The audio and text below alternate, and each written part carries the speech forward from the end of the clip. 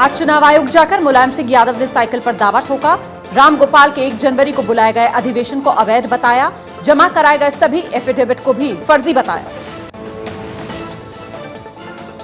चुनाव आयोग से मुलाकात के बाद मुलायम सिंह यादव बोले, अखिलेश मेरा बेटा है, जो भी मतभेद है उसे दूर कर लेंगे। उधर अखिलेश गुट के रामगोपाल ने भी आज चुनाव आयोग से मुलाकात की। कहा, साइकिल चिन्ह पर फैसला जल्दी ले, 17 जनवरी से नामांकन होंगे। चुनाव आयोग ने कहा, विचार करेंगे। बाप बेटे का झगड़ा सुलझाने की कोशिश में लगे आजम खान ने अब भी हार नहीं मानी है। बोले, धुंध जरूर है, अंधेरा नहीं, गेंद चुनाव आयोग के पाले में। पंजाब चुनाव के लिए दिल्ली में पूर्व पीएम मनमोहन सिंह ने कांग्रेस का घोषणा पत्र जारी किया। पंजाब की 117 सीटों पर 4 फरवरी को चुनाव होना है। पंजाब के लिए कांग्रेस की चुनावी घोषणा पत्र में 9 लुभावने वादे। हर घर में नौकरी, किसानों की कर्ज माफी, लड़कियों को पीएचडी तक मुफ्त शिक्षा, 4 हफ्ते में ड्रग की समस्या दूर करने का वादा भी। पूर्व पीएम मनमोहन सिंह का पंजाब की अकाली बीजेपी सरकार पर हमला।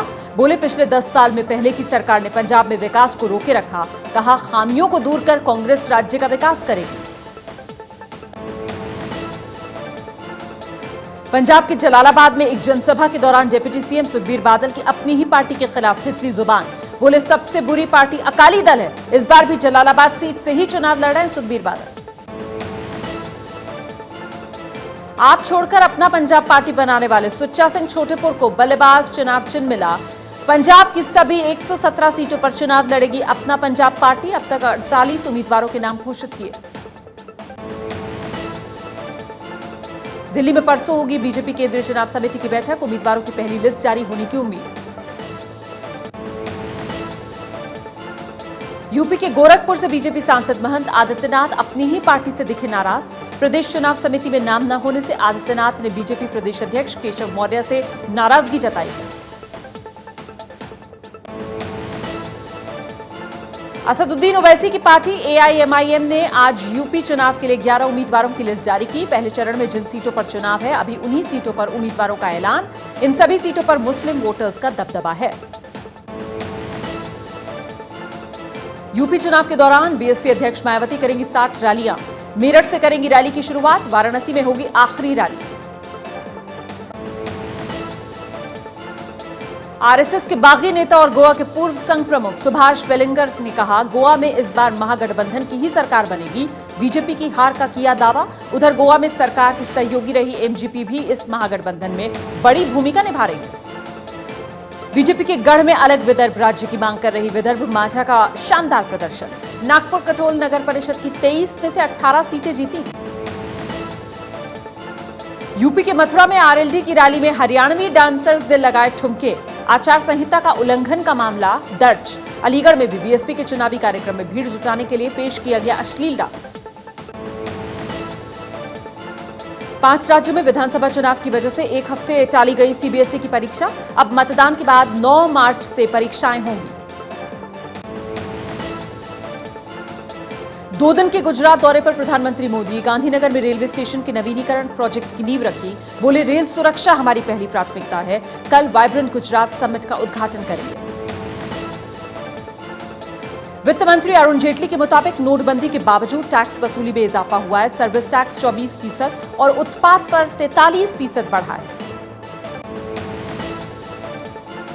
नोटबंदी के खिलाफ कांग्रेस का देश के कई शहरों में विरोध प्रदर्शन। दिल्ली में बीजेपी दफ्तर के सामने महिला कांग्रेस ने किया विरोध, तो जयपुर में कांग्रेस नेता सचिन पायलट की अगुवाई में प्रदर्शन हुआ। कानपुर में कांग्रेस कार्यकर्ताओं ने कैश लिमिट हटाने की मांग की। कालाधन मिलने का सिलसिला जारी है। मथुरा में पुलिस ने होंडा सिटी कार से 15,50,000 रुपए के साथ 2 लोगों को पकड़ा। जब्त रकम में 14 लाख रुपए के नए 2000 के नोट। बुलंदशहर में मतदाताओं को बांटने के लिए ले जाई जा रही 18 लाख की नकदी बरामद। जम्मू के अखनूर में जनरल रिजर्व इंजीनियरिंग फोर्स के कैंप पर आतंकियों का हमला। हमले में 3 मजदूरों की मौत। फरार आतंकियों की तलाश जारी है। अखनूर में हुए आतंकी हमले को लेकर शिवसेना प्रवक्ता संजय राउत ने कहा, रक्षा मंत्री पर्रिकर को इस वक्त जम्मू कश्मीर में होना चाहिए था, लेकिन वो गोवा की राजनीति में व्यस्त है। बिहार के गया में अपने तबादले के बाद विदाई समारोह में फूट फूट कर रोए डीएसपी विद्यासागर। भोजपुरी फिल्म का गाना गाते हुए बोले, अगर ड्यूटी के दौरान किसी को तकलीफ दी हो तो माफ कर दें। तेलंगाना के करीमनगर में एक शख्स पर चॉकलेट दिलाने के नाम पर 3 नाबालिग लड़कियों से रेप की कोशिश का आरोपी गिरफ्तार। भारी बर्फबारी की वजह से 3 दिन से बंद जम्मू श्रीनगर हाईवे खुला। हाईवे बंद होने से ट्रक, कार समेत 1300 गाड़ियां फंसी थी। हिमाचल के शिमला में भारी बर्फबारी जारी। घूमने आए सैलानी उठा रहे मजा। वहां रह रहे लोगों के मुताबिक इस तरह की बर्फबारी साल 1990 में आखिरी बार देखने को मिली थी।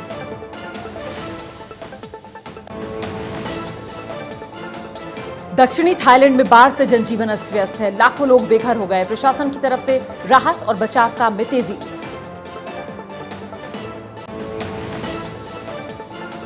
चीन के उत्तरी शहर हार्बर में आइस एंड स्नो फेस्टिवल की धूम देखने के लिए उमड़ी पर्यटकों की भारी भीड़।